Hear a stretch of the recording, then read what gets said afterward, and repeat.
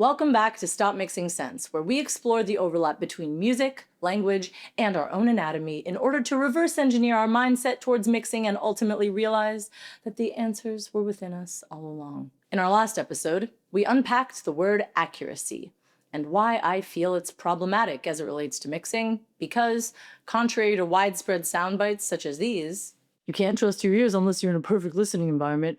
Open back headphones are more accurate. Mixing in headphones is better because it avoids the imperfections of your room. There is no perfect listening environment, and everything has imperfections, including the ultimate filter, you. So instead of imperfections, let's call them differences. And that's not to say we shouldn't still try to split the difference between all of our listening devices, listening environments, and, of course, our own biases. But when we become obsessed with striving for accuracy, that's when we start to second guess ourselves. And with all these variations, how do we know accurate even exists in the first place? It might not. But knowing that our mix may sound brighter or darker, or more KIKI or more BOUBA, depending on where we are, what we're listening on, and who we are in the first place, we're not striving for accuracy. What we're actually striving for is flatness, at least when we're mixing, which means we don't want to mix through headphones that boost the bass, even if we like it, because that might cause us to make the low end quieter than we'd actually want to hear it in, say, our car stereo. And we don't want to mix on headphones that don't have enough clarity either, because that might cause us to overboost the high end in search of more detail, only to find that we made it uncomfortably harsh on a phone or a laptop. What we want is to be able to mix a song on an even playing field through something not too dark, not too bright, just right. Enter flatness, a quality that many professional mixing speakers and headphones boast that casual listening devices do not. But no matter what, all playback devices still have their imperfections or differences, even ones that attempt to be flat, because the physical aspect of making the thing has its limitations as well. But we do our best. And if you're mixing on a flat listening device and you know how to use it, you're less likely to be running back and forth from your studio to your car, to your phone, to your AirPods, driving yourself crazy over inconsistencies you perceive need fixing. But there's a catch, because flatter does not equal better.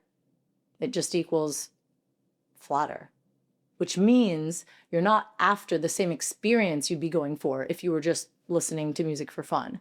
Most casual listening devices have their own character. That's what makes us buy them. Think of Beats by Dre, which were first and foremost designed to preserve and enhance the sonic qualities of hip-hop, aka they can handle a lot of low end without causing distortion or muddiness. But a consequence of this ability to better handle low end is that the bass can also seem louder or boosted compared to, say, if you were listening to the same song on AirPods. So if you were mixing on Beats, chances are you would think that the bass was at a good level, but then when you went to listen in your car, you might think the bass was too weak. Unless, of course, you forgot that you listened to music in your car with the bass boosted up 2 rungs, in which case you might think the bass was too intense. And even if you did like how it sounded, what happens when you listen to your mix on a phone and you can't hear the bass at all? Now, I love a good boosted low end. Who doesn't? And who wants their mix to sound flat? I mentioned in a previous episode that I don't like how my mix sounds on my flat headphones, but that's not the point, because with flatness, you're not going for enjoyment. You're going for, dare I say it, accuracy. But your headphones and your speakers aren't the only things that aren't completely flat. You, the ultimate filter, aren't flat yourself, and you wouldn't want to be, because that would mean you had no biases, no preferences, and no human body. And as I also mentioned in the previous video, when I first started mixing on my flat headphones, I thought this would be the key. From now on, mixing would be easy, no more running back and forth between listening devices worried I boosted or cut too much in the studio, because flatness would solve all my problems. But what actually happened? I, the ultimate filter, wasn't flat myself, but I didn't know that yet. So I mixed the bass the way I liked to hear it, And when I took off my headphones and played the song through my studio speakers, the bass was way too much, way too BOUBA, to the point I couldn't make it through the song. So how do you split the difference between flatness and yourself? Let's refer to our KIKI BOUBA spectrum of listening devices again. Just because your headphones are flat doesn't mean they don't fall somewhere in there too. And even if it's right smack dab in the middle, that might not be how you, the ultimate filter, like to listen to music when you're not mixing. So we, as the ultimate filter, need to do some recalibration in order to gain a better understanding of all the possible sonic differences we may experience during the mixing process, so we don't completely lose our minds. And this does take some getting used to, just like hearing your music for the first time in a new environment. But as you gain more experience, you will get to know your flat mixing headphones and what your mix should sound like through them to you. However, you, like me, may be impatient, and even more so when a mixing tutorial tells you that something you're desperately trying to understand now will come eventually with experience. But since I've already gone down this rabbit hole and driven myself completely insane, I will now share my findings so that hopefully you don't have to. Now, after I realized the limitations of my flat headphones theory, I turned to plugins. Plugins that could hopefully make taking the average of my playback devices easier. And the one that kept coming up in my search was SonarWorks Sound ID, which is basically a plugin for your DAW that also comes with this thing for you to walk around your room with for calibration. Let me explain.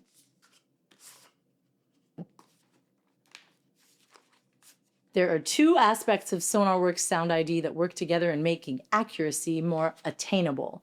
Number one, the room tuning feature, where you take a little mic, which responds to a bunch of crazily panned high and low frequency zappies emitting from your sound system and supposedly acquires the information on the reflections of your room and somehow EQs this on the back end to be flatter to account for all your room's imperfections and ensure accuracy. You know how I love all those words. Are you getting the exhaustiveness of this rabbit hole yet? And the second aspect is the referencing feature, which allows you to toggle between different playback devices and environments where your song may potentially be enjoyed. I'm talking different size cars and their standardized speaker systems combined with, I'm hoping, the limitation of the car's actual shape. Different speaker systems, popular models of headphones, yes, including AirPods. And, you know, I'm a big fan of the show, not tell approach when it comes to stuff like this. And I thought about recording my own video of my SonarWorks experience on my desktop, but I decided to search on YouTube to see what was already out there on this topic, and I don't think I could do a better job than this video. As you guys know, I use SonarWorks Sound ID reference, and this is a really cool feature that I haven't shown you yet. So for referencing your mix, you can do something called a translation check. This means you can see how your mix will sound in different cars, AirPods and other common headphones, laptop speakers, different standard TV models, even studio speakers, so you can emulate mix cubes or the NS series. Like, what did I even need this thing for? So you probably want to hear this, so let's check it out with Mr. Brightside. Here's with no frequency curve enabled, just flat. And here's car 1 enabled. Car 2. Car 3. And here's the AirPods. Recording to my phone, it's not perfect sound for you guys, but the point is to show you what's possible with this software. Follow for more. So he's like, recording through my phone, it's not perfect sound for you guys. Actually, that illustrates it best, because here's the thing. You know how everything is a filter? Yes, you do, because that's all I talk about. Well, okay, so let's say you're not listening through a phone. You're listening through your mixing headphones. You're taking this seriously. That means you're hearing what your song in that car would sound like through your headphones. And then, okay, I know a way around that. Ditch the headphones, play it through your studio monitors. That'll be more accurate. Or would that just be what it would sound like if your HRV had HS8s? Do you see what I'm getting at here? You still have to listen in a space through a thing. And no matter how calibrated your room or your speakers or your headphones are, it's an approximation at best. And when it comes down to it, all it's really doing is artificially EQing your song differently to approximate different listening devices limitations, which you're then putting back through multiple different playback filters of your own, including the one that is you yourself, chasing this idea of accuracy well beyond what any normal human filter who listens to music for pleasure would ever perceive. Now, don't get it twisted. I'm not here to throw SonarWorks Sound ID under the bus, because ultimately, it taught me something valuable. It taught me just how crazy I had driven myself in search of accuracy, and how much crazier I could go if I wasn't careful.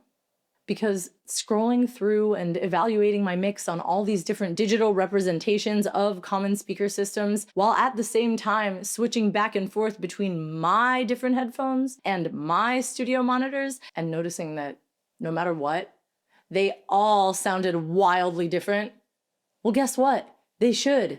Because especially when you're paying this much attention, I don't care how treated your room is or how accurately you've calibrated your speakers with SonarWorks. Cycling through all these abrupt EQ changes in all these approximated environments will just make your song sound bizarrely thin or bizarrely muddy. Plus, you're not actually in the car yourself. You're in your studio, and it's 3 a.m., and you're trying to choose between a mix that sounds better in the SonarWorks Artificial Sedan or the SonarWorks Artificial Midsize SUV. What do you think that's doing to you? You are the ultimate filter. Do you really think that you should be trusted right now? The moral of this story?